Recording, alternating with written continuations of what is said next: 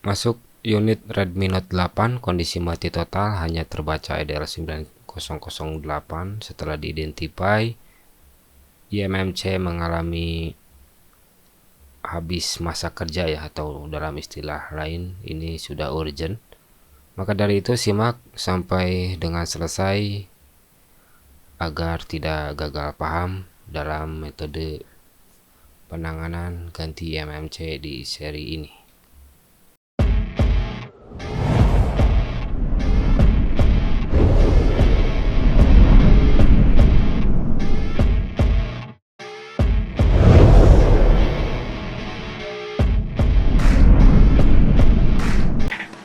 Dan oke, kembali lagi di channel Aquatronic Labs. Di video kali ini saya sudah membongkar unit Redmi Note 8 dengan kondisi saat ini mati total ya. Dan di PC hanya terbaca EDL 9008.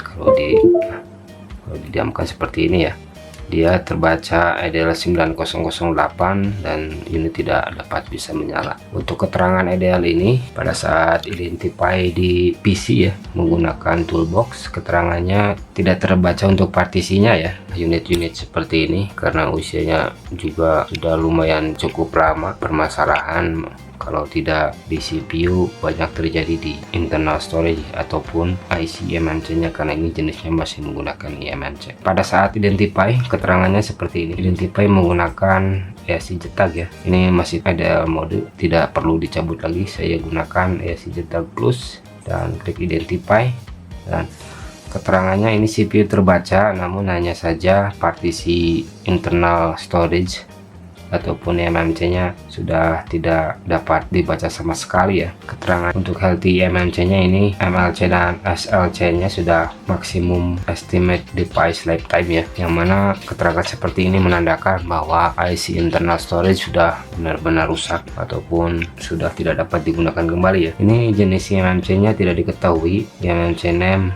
unknown, dan ini internal storage nya 64 GB.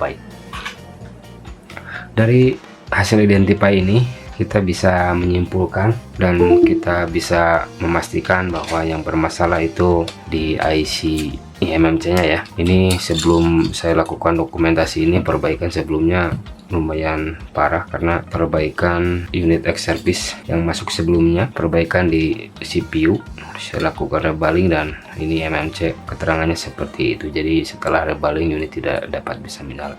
Kali ini saya akan mempraktekkan sekaligus memperbaiki ya cara ganti IMMC di Redmi Note 8, yang mana kasus ini sudah tidak asing lagi di channel ini ya, pergantian IC. Ini menggunakan IMMC Micron. Pergantiannya untuk seri ini mulai dari 2/32 yang terkecil sampai yang terbesar itu 6/128 GB, itu bisa ya, maksimal di angka 128 GB untuk seri MMC versi 5.1. Oke, kita langsung saja ganti MMC nya, simak prosesnya sampai dengan perbaikan ini selesai. Oke, saya masuk ke tahap perbaikan saja, kita tangani.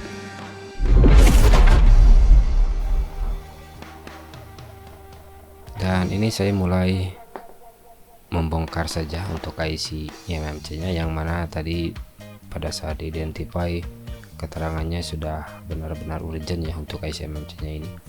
Ini saya angkat, dan karena ini IC sudah saya bongkar sebelumnya, jadi tidak ada sisa lem yang masih menempel. Ini sudah bersih, jadi pengangkatan tidak terlalu sulit. Bersihkan sisa timah yang masih menempel, pastikan benar-benar rata sempurna ya, tidak ada sisa timah yang menonjol. Pastikan permukaannya benar-benar rata agar mempermudah pada saat pemasangan IC baru nantinya. Kita identify IC IMMC ini, kita lihat di box UP. Ini saya identify untuk IC IMMC aslinya, dan keterangannya ini pada saat identify ini entah kenapa selalu crash seperti ini ya pada saat mengidentify IMMC Micron. Ya, mungkin ini IC benar-benar sudah rusak. Jadi saya simpulkan IC ini saya lakukan pergantian saja, dan ini saya siapkan untuk IC penggantinya. Saya siapkan IMMC baru, ini seri KMDP, kapasitas 4/64 GB dengan RPM Backclean. RPM Backclean dengan kapasitas sama. Untuk healthy statusnya ini kondisi masih sangat fresh ya, ataupun masih sangat layak digunakan karena jenis MMC ini baru. Persiapan MMC selesai. Ini IC MMC pasang kosongan, tidak diisi file apapun. Ini MMC nya ya. Pastikan pin BGA sudah merata untuk keseluruhan kakinya. Berikan plug secukupnya,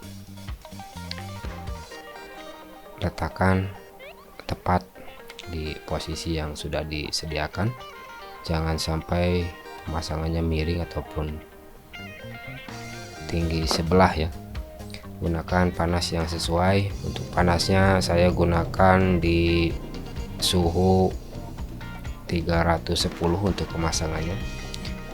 Gerakan perlahan dan pastikan IC sudah menempel dengan sangat presisi. Ini kalau digerakkan sudah mengembal, menandakan bahwa IC sudah menempel dengan sempurna. Proses pemasangan IC selesai.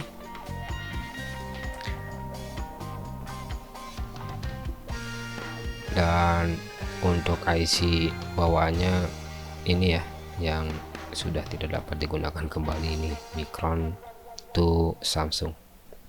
Kita lanjut ke proses berikutnya saja. Saya selesai mengganti IC MMC, yang mana MMC aslinya ini Micron sudah tidak dapat dibaca dengan sempurna oleh UPI ya. Saya menggunakan UPI box untuk mengidentifikasi MMC ini, dan memang benar IC MMC ini sudah tidak terbaca dengan sempurna untuk internal maupun partisinya ya. Jadi ini saya lakukan pergantian. Saya ganti dengan MMC Clean RPMB internal 4/64 GB dengan seri KMDP. Ini sudah saya pasang, dan ini tidak saya isi file apapun dikarenakan memang tidak memerlukan file khusus ya untuk seri ini. Jadi kita langsung saja ke proses berikutnya, yakni proses pengisian data ya. Saya pasang dulu untuk mainboard ke LCD. Ini mesin sudah terpasang ke LCD. Kita lanjut masuk ke tahap flashing saja ya. Di sini untuk flashingnya saya gunakan tool J3X seperti pada awal tadi ya. Saya buka dulu. Ini MMC tool versi 2020. Tancapkan lagi unit via USB ya. Pastikan dia terbaca 9008. Pastikan pemasangan sudah presisi ya. Ini sudah terbaca 9008 lagi seperti di awal. Klik connect saja pada MMC tool. Pastikan internalnya sudah terbaca sempurna ya, tidak terjadi error maupun lost connection. Nah, ini internal storage sudah terbaca. Ini SLC MLC masih 0 sampai 10%. Untuk internalnya ini 64 GB dan serinya DP6DBB. Tahap pertama untuk melakukan flashing ini saya gunakan firmware CSC ya. Kenapa harus menggunakan firmware CSC? Karena kalau langsung ke global dia akan restart ya kalau suatu saat ada update. Maka dari itu RPMB yang sudah terpasang ini kita sinkronkan di ROM CSC terlebih dahulu, agar bila mana nanti terkena update OTA ataupun update recovery tidak mengalami error ataupun gagal sistem lainnya ya. Maka dari itu saya gunakan dulu CSC, masuk ke tab firmware. Di sini pilih firmware CSC yang sudah diekstrak. Nah, ini checklist semua ya. Pastikan semua terchecklist. Yang ada filenya, kalau yang kosong seperti ini biarkan saja. Partition ini di checklist semua agar semua file bisa masuk. Kalau setelah semua file terchecklist seperti ini, tinggal klik write saja. Proses writing sudah berjalan. Kita tunggu sampai proses flashing ini selesai dan kita lanjut ke proses berikutnya.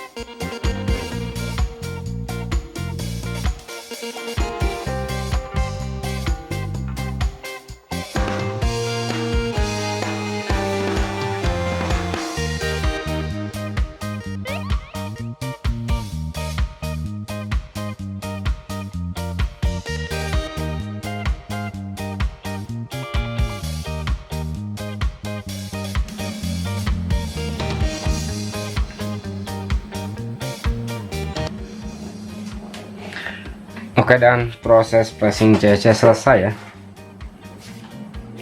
Kita close dulu dan pastikan dia bisa menyala otomatis setelah dilakukan flashing tadi ya.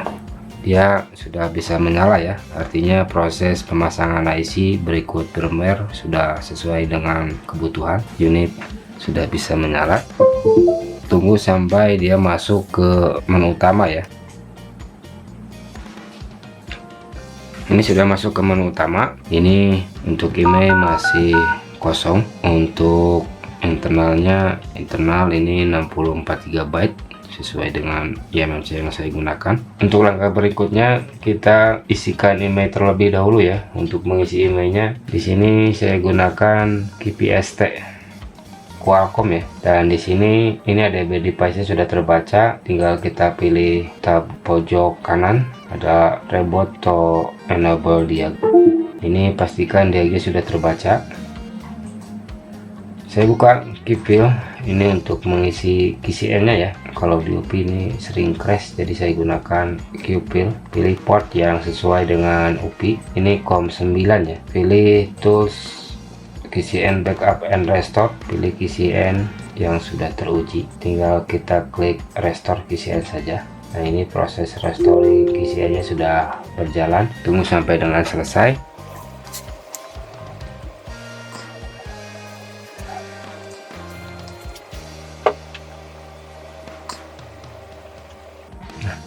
Ini restoring KCN-nya sudah selesai ya. Kita close, kembali lagi ke UPI, dan di UPI kita klik read. Nah, ini di UPI masih terbaca emailnya random ya. Kita isikan email yang sudah terregistrasi.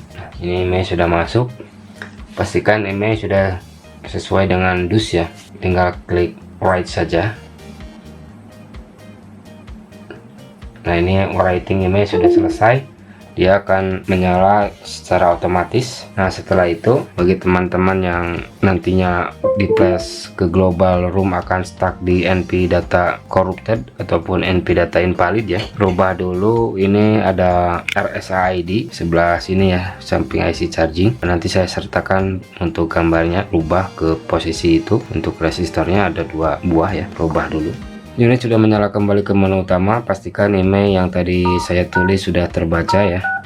Nah, ini email sudah terbaca. Kalau sudah selesai seperti ini karena resistor ID-nya sudah saya ganti, jadi perbaikan. Kita lanjut ke proses sinkronisasi CPU dan eMMC new ya. Saya buka lagi. Untuk ini menggunakan tool minimal ADB and passboot ya. Ini minimal ADB and passbootnya sudah terbuka. Ini untuk menyinkronkan antara CPU asli dan eMMC new agar si eMMC kembali not clean dan aman, bebas untuk di-upgrade ke depannya ya. Ketikkan ADB device, pastikan dia terbaca ya. Kalau sudah terbaca seperti ini, ketikkan lagi ADB self. Ini untuk mengakses rootnya, dan untuk mulai mengecek RPMB-nya ini ketika lagi perintah seperti ini. Untuk teman-teman yang tidak paham, pause saja, nanti diketik ulang. Ini sudah tertulis ya, klik enter. Ini ada pilihan 0, 1, 2, ada 3 pilihan. Untuk mengecek di awal ini pilih nomor 2. Ini mengecek bahwa eMMC belum tersinkron dengan CPU ya. Nah, ini RPMB not provisioned, ada tulisannya ya. Kita ketikkan lagi perintah yang tadi dan pilih provision product key, pilih 0 ya, dan enter. Nah, ini provisioning complete, artinya provisioning sudah selesai. Kita cek lagi, pilih nomor 2. Sekarang statusnya berubah, RPMB key yang tadi di atas ini statusnya RPMB key not provisioned, yang selesai kita sinkronkan ini berubah menjadi RPMB provisioned and OK. Nah, proses sinkronisasi selesai. Lanjut kita masuk ke proses flashing ke global room. Kita reboot dulu, kembali lagi ke UP ya. Klik reboot saja, reboot to ADL. Dia akan otomatis reboot ke ADL. Lanjut buka kembali eMMC tool. Ini eMMC toolnya sudah di settingan seperti awal ya. Klik connect saja.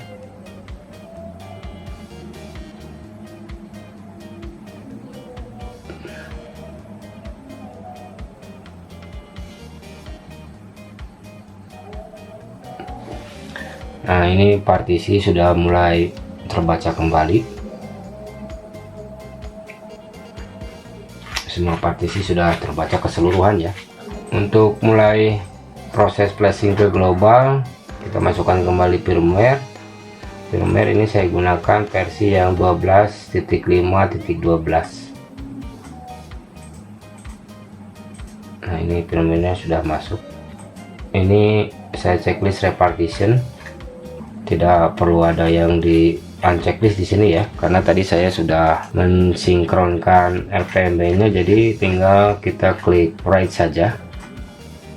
Nah, ini pastikan proses writingnya sukses sampai dengan selesai ya, tidak terganggu, dan proses flashing ini tidak akan mempengaruhi unit, tidak akan menjadi restart ataupun MP data pilot karena resistor ID nya sudah saya rubah, dan tidak akan menjadi mati total karena RPMB sudah saya sinkronkan tadi. Saya tunggu sampai proses flashing ini selesai dan kita lihat hasilnya.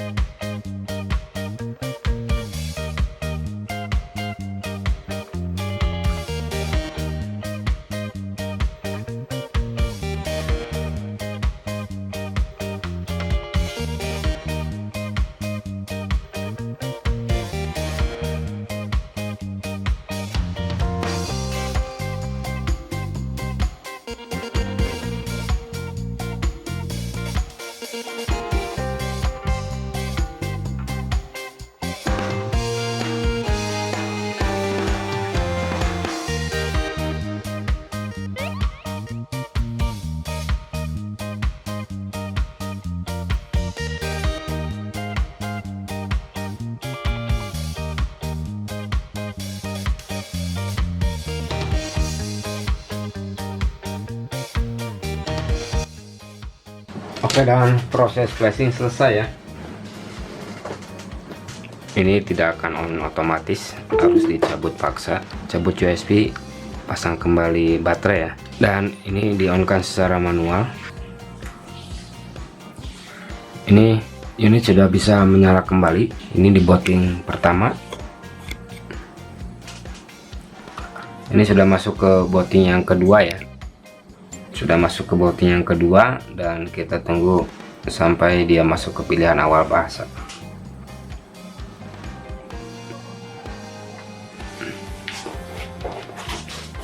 Nah, sekarang ini sudah bisa masuk ke pilihan awal bahasa ya. Ini saya next sampai dengan selesai.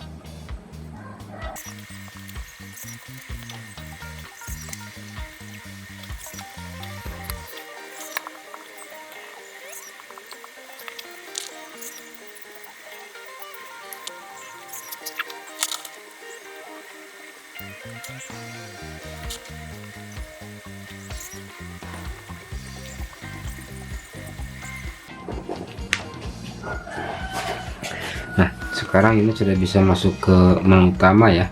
Saya coba cek untuk WiFi. Ini WiFi nya sudah terbaca, apakah bisa connect kah. Untuk WiFi ini tersambung ya, pastikan IMEI terbaca, tidak berubah. IMEI masih sama. Saya coba pasang kartu SIM, ini slot SIM-nya tidak disertakan, jadi saya gunakan slot SIM yang ada saja asalkan terbaca. Nah, ini jaringan sudah keluar ya, ini 4G sudah muncul. Untuk jaringan 8G saya coba panggilan darurat ya. Untuk earpiece normal, untuk speaker utama normal. Untuk jaringan tidak ada masalah dan proses ini selesai. Artinya perbaikan sudah sempurna. Ini bebas untuk diupdate, misalkan ada updatean terbaru ya. Ini sudah versi terakhir dan tidak ada updatean lagi. Ini MIUI versi 12.5.12 sesuai dengan MIUI yang saya pasangkan tadi ya. Untuk spesifikasinya ini sama 4/64 GB ini internalnya. Dan perbaikan ini saya tutup karena unit sudah selesai ya. Pokoknya di unit ini tidak ada file spesial. Pergantian MMC only, pastikan MMC cleaner PMB. Untuk flashingnya flash CSC dulu, sinkronkan eMMC dengan CPU dan flashing global setelah write IMEI. Dan ada perubahan di RSA ID ya, dan ini eMMC aslinya yang sudah tidak dapat digunakan kembali. Mungkin begitu saja video ini saya akhiri. Bila ada salah pengerjaan maupun salah kata di video ini, silahkan koreksi di kolom komentar. Sekian dan terima kasih. Redmi Note 8 replace eMMC only solved.